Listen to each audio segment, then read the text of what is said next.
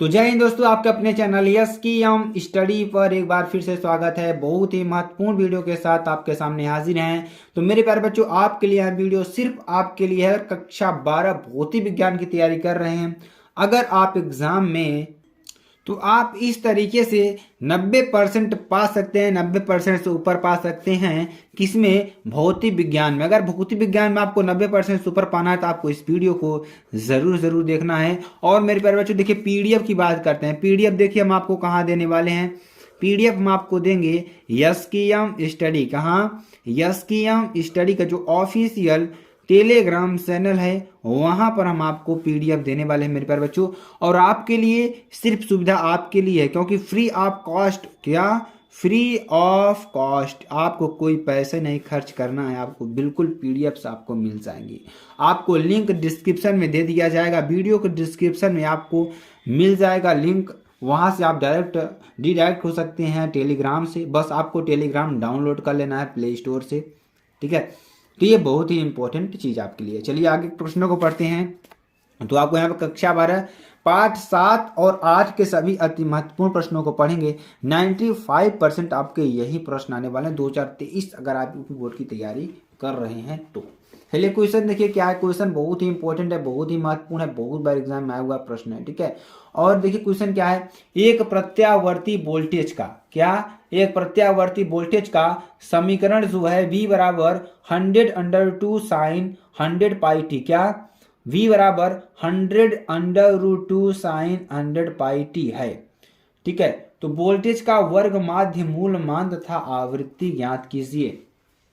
क्या ज्ञात करना है? वोल्टेज का वर्ग माध्य मूल मान तथा आवृत्ति आपको ज्ञात करनी है, ठीक है। चलिए आपको हम बताते हैं यहाँ पर समीकरण V बराबर कितना दे रखा है 100√2 साइन 100 पाई टी। क्या? 100√2 साइन 100 पाई टी की समीकरण V बराबर V0 साइन 2 पाई एफ टी से तुलना करने पर, देखिए हमारा मूल समीकरण है। क्या है?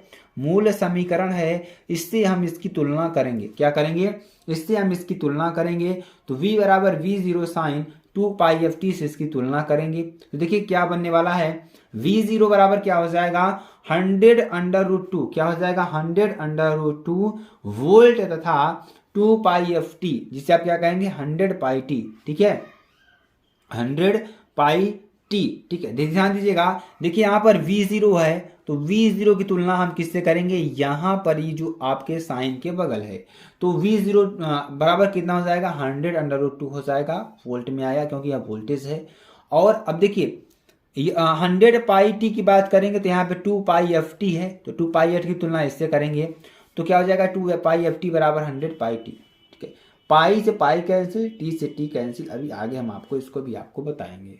तो यहां पर देखिए वोल्टेज का जो वर्ग माध्य मूल मान होगा Vrms बराबर V0 अपान √2, ये आपको अधिकतम मान होता है। यहां से देखिए V0 कितना है 100√2 अपान √2 बराबर क्या हो जाएगा 100 वोल्ट। क्या हो जाएगा 100 वोल्ट, ठीक है। ये आपका हो जाएगा। आवृत्ति की बात करते हैं, यहाँ बराबर कितनी हो जाएगी 100/2, तो क्या हो जाएगा यहाँ पर 50 हर्ट्ज। ये कहाँ से आया? यहाँ से देखिए पाई से पाई कैंसिल, टी से टी कैंसिल, तो यह बराबर क्या हो जाएगा यहाँ से 100/2, तो यहाँ से आवृत्ति आपको आ जाएगी 50 हर्ट्ज, ठीक है। तो ये यहाँ से आपको निकल जाएगा। कोई दिक्कत वाली बात नहीं मेरे प्यारे बच्चों, आपको समझ में आ गया होगा। चलिए आगे आपको बताते हैं। अगला क्वेश्चन देखिए, प्रत्यावर्ती धारा स्रोत की आवृत्ति बदलने पर प्रेरण प्रतिघात तथा धारिती प्रतिघात में परिवर्तन ग्राफ में दर्शाइए। तो XL बराबर ओमेगा L बराबर 2 पाई FL के बराबर होता है। तो XC बराबर 1/ओमेगा C बराबर 1/FC। ये आपके फार्मूले होते हैं, एक दूसरे से क्या होते हैं जुड़े होते हैं। तो यहाँ से देखिए XL व F के ग्राफ था, XC और F में ग्राफ निम्न प्रकार है। अगर हम मेरे प्यारे बच्चों यहाँ से अगर देख रहे हैं XL और F के बीच अगर ग्राफ निकालते हैं, ठीक है, और एक्स के बीच ग्राफ निकालते तो एक सीधी रेखा आपको देखने को मिलेगी।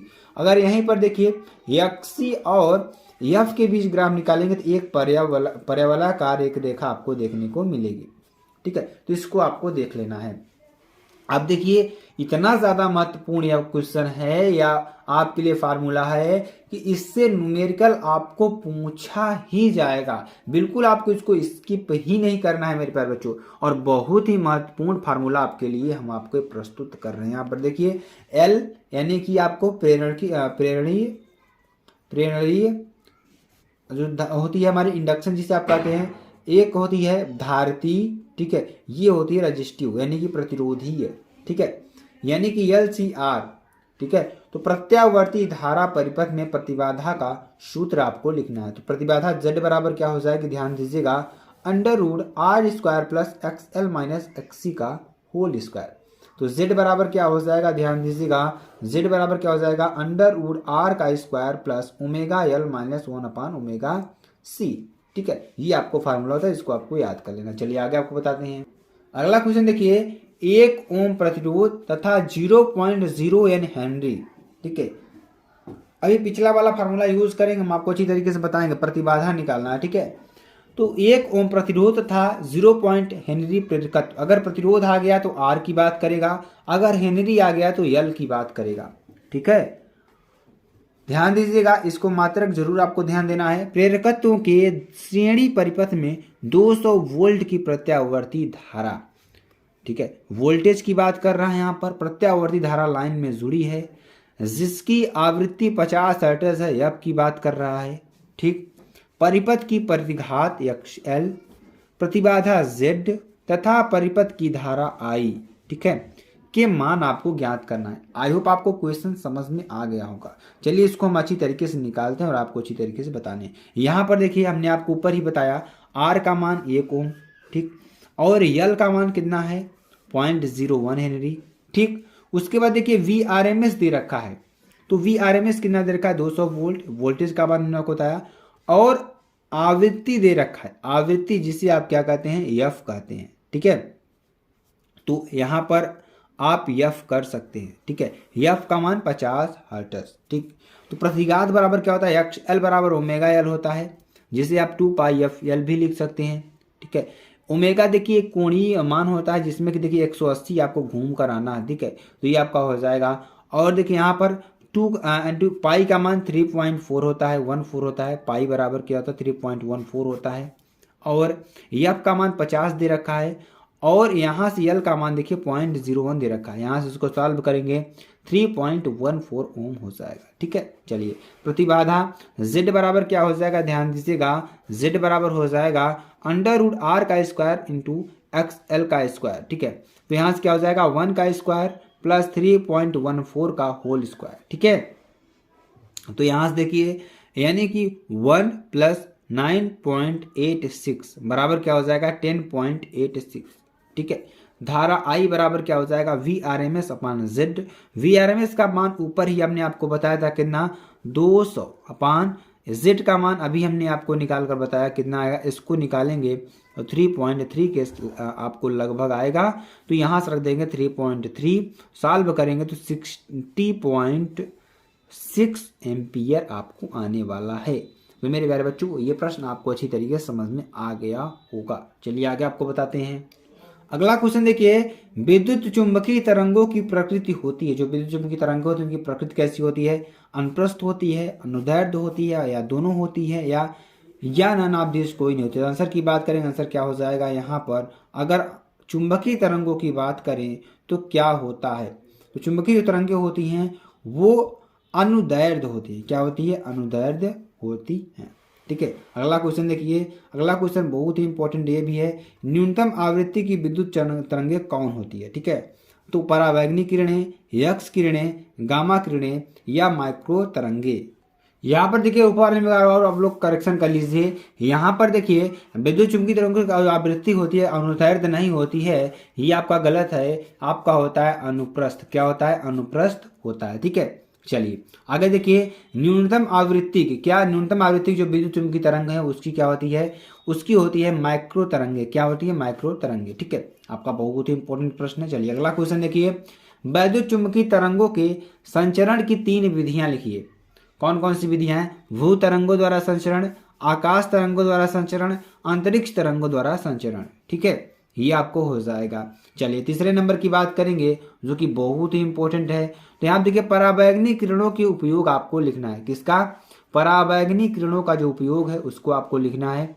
तो अदृश्य दिखाई, नकली दस्तावेजों और अंगुली छापन, यानी कि अदृश्य लिखाई, ठीक है, नकली दस्तावेजों, अंगुली छापन में भी इसका उपयोग किया जाता है। और खाने की वस्तुओं का जो संरक्षण है उसको भी बनाए रखने के लिए पराबैंगनी किरणों का उपयोग किया जाता है। चलिए आगे आपको बताते हैं। अगला क्वेश्चन देखिए, विद्युत चुम्बकीय स्पेक्ट्रम के मुख्य भागों को उनके तरंगदैर्ध्य परास के साथ लिखिए। तो सबसे पहले हम बात करेंगे गामा किरण की। गामा किरण कौन कौन सी है? देखिए इसकी परास कितनी होती है? 10⁻⁻14 मीटर से 10⁻⁻10 मीटर तक होती है। इसका उपयोग कहाँ होता है? नाभिक की संरचना के संबंध में सूचना देने में उपयोगी आपके लिए होती है। यक्स किरणों की बात करेंगे तो इसकी जो परास होती है 10⁻11 मीटर से 3 × 10⁻8 मीटर तक होती है। चिकित्सा विभाग में सर्जरी में उपयोगी होती है यह। पराबैंगनी किरणों की बात करेंगे 10⁻8 मीटर से 4 × 10⁻7 मीटर तक होती है। ये क्या होती है? खाने की वस्तुओं में उपयोगी होती है, ठीक है। अवरक्त किरणों की बात करेंगे तो ये 8 × 10⁻7 मीटर से 5 × 10⁻3 मीटर तक होती है। इसका उपयोग क्या होता है? कोहरे व धुंध के पार देखने में उपयोगी होता है, ठीक है। ये आपके लिए बहुत ही महत्वपूर्ण है।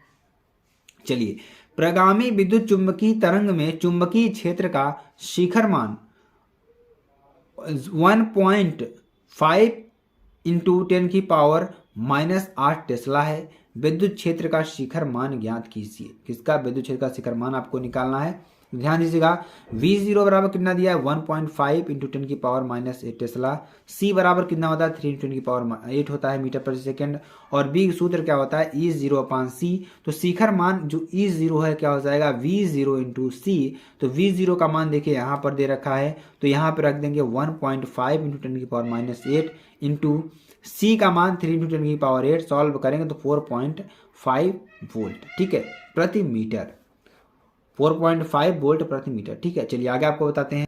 अगला क्वेश्चन देखिए, वैद्युत चुंबकीय तरंगों में चुंबकीय ऊर्जा घनत्व का सूत्र लिखिए। तो चुंबकीय घनत्व क्या होता है? V²/2 μ0, जहां V0 क्या है? चुंबकीय क्षेत्र है, ठीक है। चलिए अगला क्वेश्चन देखिए, वैद्युत चुंबकीय तरंगों के किन्हीं दो गुणों का उल्लेख कीजिए, ठीक है। तो 25 हर्ट्ज की विद्युत चुंबकीय तरंग x दिशा में संचारित हो रही है, तो F का मान कितना दे रखा है? विद्युत क्षेत्र में F का मान 6.3 J वोल्ट प्रति मीटर है। इस बिंदु पर चुंबकीय क्षेत्र सदिश वेक्टर V का मान ज्ञात करना है आपको, ठीक है। तो वैद्युत चुंबकीय तरंग का गुण आपको लिख लेना है अपने से, ठीक है। तो यहाँ से E बराबर कितना दे रखा है? 6.3 J कैप वोल्ट प्रति मीटर।